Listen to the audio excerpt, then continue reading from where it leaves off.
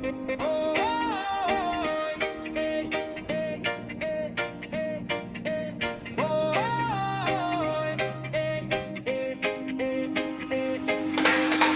from the pagan and ring out strong, following my father's steps toward freedom's light.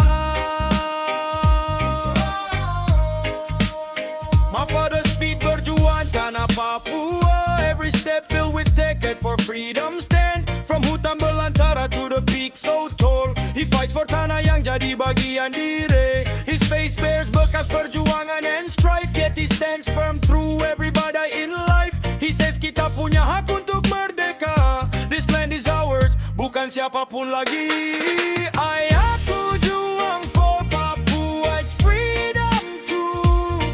His heart full of semangat for the land we hold so new. With keyakinan that never fades away, he struggles for masa depan yang merdeka.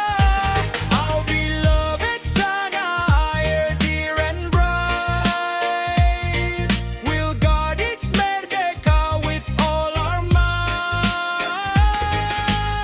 The sound of seruling and kendang fills the air. Every anak muda joins in this fight we share, menuntut hak yang adil and dignity for all, so Papua may stand truly free and tall. At night my father cerita tentang days gone by, when tanah ini was taken from our people's tie. He works tanpa lelah, never giving in, so we all may live hidup merdeka again. Aku juang for Papua's freedom true. His heart full of semangat for the land we hold so new.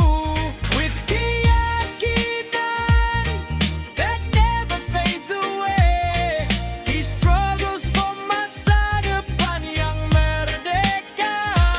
Our beloved tanah air dear and bright, we'll guard its merdeka with all our might. Freedom is bukan hanya kata kosong belaka, it is our hak we must claim with cinta each day. This red earth kita cintai in our hearts shall stand forever with its own true power.